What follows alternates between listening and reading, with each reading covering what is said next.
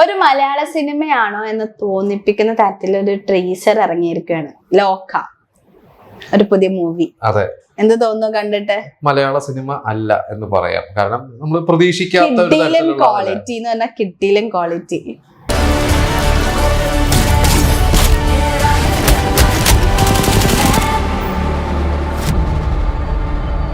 ശരിക്കും ഈ cinema announcement വന്നിരുന്നപ്പോ ഇത് എന്താണെന്നൊന്നും നമുക്ക് തന്നെ അറിയില്ല. പ്രത്യേകിച്ച് ദുൽഖർ സൽമാൻ പ്രസൻസ് ഒന്നും കൂടി ആ ഒരു ടൈറ്റിൽ കണ്ടപ്പോ തന്നെ, അതും നെസ്ലിൻ, കല്യാണി പ്രിയദർശൻ, ഈ കോംബോ നസ്ലിനും കല്യാണി നമുക്കറിയാം. നസ്ലിൻ ചെറുപ്പമാണ് കല്യാണിനെ കേട്ടോ. അപ്പൊ നമുക്ക് എന്താണ് അത് ചെയ്യാൻ പോകുന്നത് ഒരു പോസ്റ്റർ ആദ്യം റിലീസ് ചെയ്തിരുന്നു. ഇതിന്റെ ഒരു അനൗൺസ്മെന്റ് റിലീസ് ചെയ്തിരുന്നു. ലൈക്ക് കുറെ ഡിസ്കഷൻ ഉണ്ടായിരുന്നു. ഇതിന് വേണ്ടിയിട്ടായിരുന്നില്ലേ കല്യാണി സ്റ്റൺസ് ഒക്കെ പഠിച്ചു തുടങ്ങി, അങ്ങനത്തെ കുറെ സാധനങ്ങളൊക്കെ.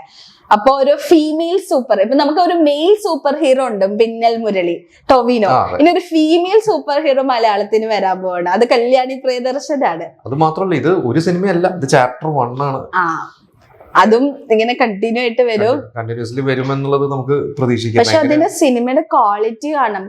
കാരണം ഞാൻ മൂവീസ് കണ്ടപ്പോ അത് ചെയ്തു വെച്ചേക്കുന്ന കാണുമ്പോ തന്നെ നമുക്ക് ഒരു ഹരം തോന്നിപ്പിക്കും, കാണണം എന്നുള്ള. നല്ല ഇതിന്റെ ക്യാമറ ആണെങ്കിലും, നിമിഷ് രവി ആണെങ്കിലും, എഡിറ്റിംഗ് ചമൻ ചാക്കോ ആണെങ്കിലും ഒക്കെ നമുക്ക് കാണാം. ജെയ്ക്സ് ബിജോയ് എല്ലാം, അതായത് ഒരു ഫാക്ടർ മാത്രമല്ല, എല്ലാം കൂടി ചേരുമ്പോഴാണല്ലോ ഒരു സിനിമ ഗംഭീരമാവുന്നത്. അത് നമുക്ക് ഈ ഒരു 1.5 മിനിറ്റ്, ഒന്നര മിനിറ്റ് താഴെ ഉള്ളൂ എന്ന് തോന്നുന്നു. അത് തന്നെ നല്ല ഗംഭീരമായിട്ട്. കാരണം നമ്മൾ ഇങ്ങനത്തെ ഒരു സാധനം പ്രതീക്ഷിച്ചില്ല ശരിക്കും. ഇത് ഇപ്പൊ നമുക്ക് എനിക്കൊണ്ട് കളിക്ക് ശരിക്കും നമ്മുടെ തെലുങ്കിലെ കളിക്കില്ലേ, അതിന്റെ ഫീല് വന്നു ഇതിന്റെ കളിക്കിയുടെ ആദ്യത്തെ ടീസറും ഒക്കെ. കാരണം ആ ടീസറില് ഒരു ഇത് നോക്കുമ്പോ കുറച്ച് പാസ്റ്റ് ലൈക്ക് ഏൻഷ്യൻ ടൈംസിന്റെ ഒരു സീൻസ് കാണിക്കുന്നു. പിന്നെ നമുക്ക് നെസ്ലിന്റെയും കല്യാണി പ്രിയദർശന്റെയും കോസ്റ്റ്യൂംസ് കാണുമ്പോൾ അത് കുറച്ച് മോഡേൺ ടൈമാണ്. പിന്നെ കല്യാണി പ്രിയദർശന്റെ മേക്ക് ഓവർ നല്ല രസമുണ്ട്, കളറൊക്കെ അടിച്ചിട്ട് നോ സ്ട്രിങ് ഒക്കെ ഇട്ടിട്ട് നല്ലൊരു മേക്ക് ഓവർ ആണ്. എനിക്കത് ഭയങ്കര ഇഷ്ടമായി. കല്യാണി എനിക്ക് തോന്നുന്നു അതൊക്കെ മലയാളത്തിൽ വളരെ അപൂർവമായിട്ടുള്ള സിനിമകൾ മലയാളത്തിൽ ചെയ്യുന്നു. ഫാത്തിമ ചെയ്തിട്ടുണ്ട്, അതിനു മുമ്പ് ആന്റണി ചെയ്തു. പക്ഷെ അത് രണ്ടും അങ്ങനെ തിയേറ്ററിൽ അത്ര വലിയ ക്ലിക്ക് ആയി. വർഷങ്ങൾക്ക് ശേഷം ചെയ്തു. ആന്റണിയിൽ ശരിക്കും കല്യാണി നല്ല റോളായിരുന്നു, പക്ഷെ സിനിമ അത്രയ്ക്ക് ക്ലിക്ക് ആയില്ല. പക്ഷെ അതിലും ഈ പറഞ്ഞ പോലെ കല്യാണി ബോക്സിംഗ് ഒക്കെ അതിന് വേണ്ടി ഭയങ്കര ഫ്ലെക്സിബിൾ ആണ്. കല്യാണി നല്ല ഫ്ലെക്സിബിൾ ആയിട്ടുള്ള ഒരു ആർട്ടിസ്റ്റ് ആണ് ശരിക്കും നമ്മൾ പറയുകയാണെങ്കിൽ. കല്യാണിയെ കുറിച്ച് പറയുമ്പോൾ നന്നായി അഭിനയിക്കും, നല്ല ഫ്ലെക്സിബിൾ ആണ്. ഇതിൽ ഡബ് ചെയ്തിട്ടുള്ളത് എനിക്ക് കണ്ടിട്ട് കല്യാണി തന്നെയാണ്. പൊതുവെ കല്യാണിക്ക് അങ്ങനെ ഡബിങ് ചെയ്യാറില്ല, വേറെ ആരും ചെയ്യാറില്ല. കല്യാണി തന്നെയാണ് ഓൺ വോയിസ്. അവരുടെ മലയാളത്തിൽ ഒരു ക്യൂട്ട്നെസ് ഉണ്ട്, അവര് സംസാരിക്കുന്ന മലയാളം. അല്ല, കല്യാണിക്ക് പ്രോപ്പറായിട്ട് ഒരു ഇന്റർവ്യൂ ഞാൻ കണ്ടായിരുന്നു തല്ലുമാലയുടെ സമയത്ത്. പ്രോപ്പറായിട്ട് മലയാളം സംസാരിക്കാൻ ലൈക്ക് കറക്റ്റ് അറിയാത്തോണ്ടുള്ള ഒരു പ്രശ്നം ഉള്ളതുകൊണ്ട് എനിക്കറിയില്ല ഡബിങ് കല്യാണിനെ ചെയ്തിട്ടുണ്ട് തോന്നുന്നു. അതൊന്ന് നോക്കണം. എനിക്ക് തോന്നുന്നു ചില സിനിമകളിൽ കല്യാണിയുടെ തന്നെ ഓൺ വോയിസ് തന്നെ. എനിക്കൊന്ന് ശേഷം മൈക്കിൽ ഫാത്തിമ കല്യാണി തന്നെയാണല്ലോ. അന്നത് പറഞ്ഞിരുന്നല്ലോ. കാരണം ഒരു മലബാർ ഭാഷ കല്യാണിക്ക് ഒട്ടും പരിചിതമല്ലാത്ത ഒരു മലബാർ ഭാഷയാണ് കല്യാണി അതിൽ പഠിച്ചു പറഞ്ഞ് അന്ന് അങ്ങനെ പറഞ്ഞിരുന്നു. അതൊരു മിക്സഡ് റെസ്പോൺസുകൾ വരാറുണ്ട്. ചിലവർക്ക് ഇഷ്ടപ്പെടാം, ചിലവർക്ക് അത്. പിന്നെ ഏത് സിനിമയായാലും ഏത് അഭിനയായാലും അങ്ങനെ തന്നെയാണല്ലോ.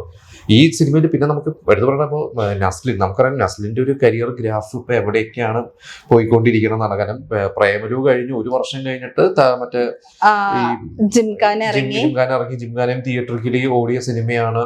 പിന്നെ എനിക്ക് തോന്നുന്നു ഈ ഒരു മൂവി, ഒരുപാട് മൂവീസ് ഈ ഇടയ്ക്ക് നസ്ലിനെ പറ്റിയിട്ട് കുറെ ന്യൂസ് റൂമേഴ്സ് ഒക്കെ കേട്ടായിരുന്നു. കുറെ മൂവീസ് ക്യാൻസൽ ചെയ്തു, അങ്ങനെ കുറെ ഇഷ്യൂസ്. പ്രേമലു 2 സ്ക്രിപ്റ്റ് റിജക്ട് ചെയ്തു എന്നൊക്കെ പറഞ്ഞു. പക്ഷെ ഒഫീഷ്യലി പ്രേമലു 2 ഇപ്പൊ നടക്കുന്നില്ല. അതിന്റെ കാരണം അവർ ഒഫീഷ്യലി പറഞ്ഞില്ല. പക്ഷെ കുറെ റൂമേഴ്സ് വന്നായിരുന്നു. പക്ഷെ അതെല്ലാം ഇതാക്കിയിട്ട് നമുക്ക് നസ്ലിന്റെ വീണ്ടും ഒരു അടിപൊളി സാധനം എന്നുള്ളതിൽ നമുക്ക് വരുമ്പോ ഫാൻസിനും ഭയങ്കര ഹാപ്പി ആയിരിക്കും. കാരണം ആ ടൈമില് അയ്യോ എന്തുകൊണ്ട് നസ്ലിനെ കാണാനില്ല, നസ്ലിൻ എവിടെ, അങ്ങനെ നസ്ലിന്റെ ഒരു എനിക്ക് തോന്നുന്നത് അത് നസ്ലിൻ ഈ വളരെ ചെറുപ്പം, ശരിക്കും നസ്ലിന്റെ 24 വയസ്സുള്ളൂ. പക്ഷെ സെലക്ട് ചെയ്യുന്ന സിനിമകൾ ഇപ്പോൾ ജിംഖാന OTT ഇറങ്ങിയ ശേഷം കുറെ ട്രോളുകളൊക്കെ വന്നെങ്കിൽ പോലും ആ ഒരു ഹിറ്റ് സിനിമയിലെ നായകനാണ് നസ്ലിൻ.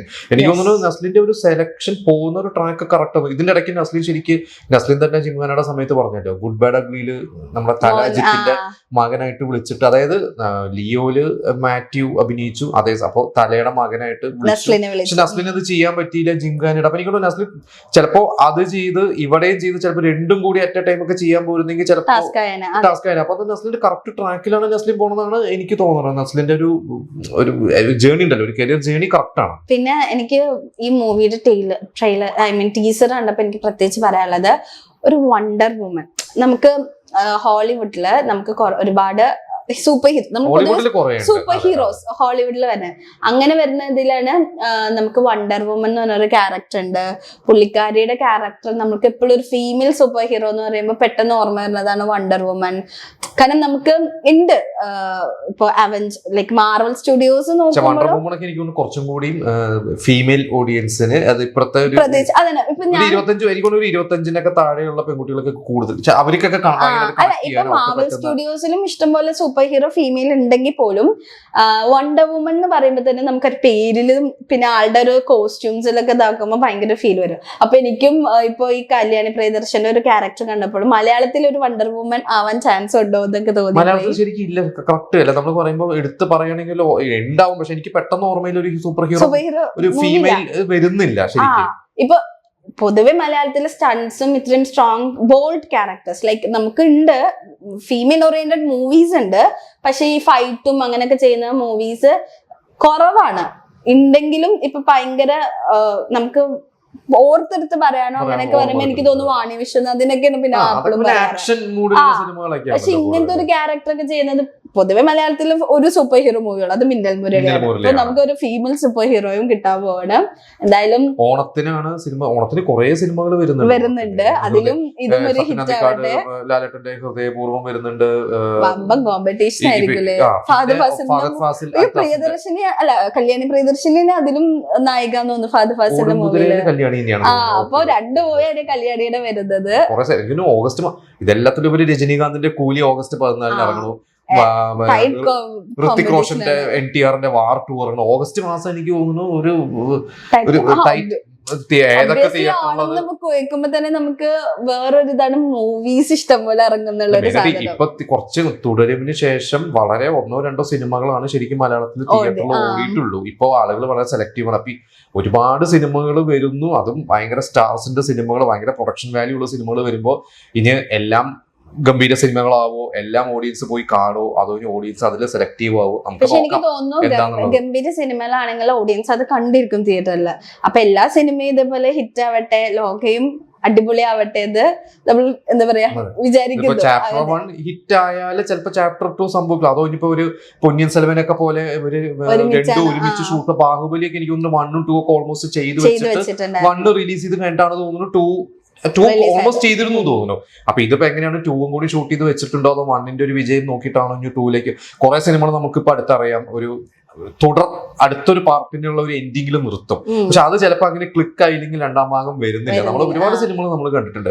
ഇത് എങ്ങനെയാവുന്നുള്ളത് എന്തായാലും നമുക്ക് നോക്കാം. വേറൊരു പ്രത്യേകത ദുൽഖർ സൽമാന്റെ പ്രൊഡക്ഷൻ ആണ്. ദുൽഖറിന്റെ പ്രൊഡക്ഷൻ. ഇതിന്റെ ഡയറക്ടറെ കുറിച്ച് നമുക്ക് പറയേണ്ടതാണ്. ഡയറക്ടർ ഡൊമിനിക് കരുണിന്റെ തരംഗം ടോവിനോന്ന് വെച്ചിട്ട് കുറെ വർഷങ്ങൾക്ക് മുമ്പാണ് തരംഗം റിലീസ് ചെയ്തത്. എനിക്കൊന്നും അതിനുശേഷം ഡൊമിനിക് ചെയ്തിട്ടില്ല എന്ന് തോന്നുന്നു. അപ്പൊ അതിന് എന്റെ ഡിഫറൻസ്, അത് ശരിക്കും ചെറിയൊരു സിനിമയാണ്. ചെറിയൊരു ഉണ്ണിയൊക്കെ ആണെന്നതിൽ വില്ലനായിട്ട്, ഉണ്ണി മൂന്നിനെ വില്ലനായിട്ട് ഒന്ന് വരുന്നു. അത് ചെറിയൊരു തമാശയും ഒക്കെ ആയിട്ട് പോകുന്ന ഒരു സാധനമാണ്. പക്ഷെ ഇത് അതൊന്നൊക്കെ ഒരു ഡിഫറെന്റ് ആയിട്ടുള്ള ഒരു സാധനമാണ്. അതെ. അപ്പൊ ഈ പറഞ്ഞ പോലെ ദുൽഖർ സൽമാൻ ഇതേപോലെ ഒന്നും പ്രതീക്ഷിക്കാതെ വന്ന തരുൺ മൂർത്തി തുടരുമിൽ ഞെട്ടിച്ചു, ഡയറക്ടറായിട്ട് മാറി. അതേപോലെ ഇതും ആവട്ടെ. ഇപ്പൊ ദുൽഖർ സൽമാൻ മലയാളം മൂവീസ് അടുത്ത് നമ്മളിങ്ങനെ വെയിറ്റ് ചെയ്യണം ദുൽഖർ സൽമാന്റെ അടുത്ത മൂവി ഏതാണ്. അപ്പൊ എന്തായാലും പ്രൊഡക്ഷൻ അല്ലെങ്കിൽ പ്രസൻസ് ആ ഒരു രീതിയിലൊരു മൂവി അതന്നെ. അപ്പൊ ആ ഒരു മൂവി, ഈ ഒരു മൂവി ഒരു എന്താ പറയാ മലയാളം സിനിമയിൽ ഒരു മൈൽ സ്റ്റോൺ ആയി മാറട്ടെ എന്ന് ആശംസിക്കുന്നു.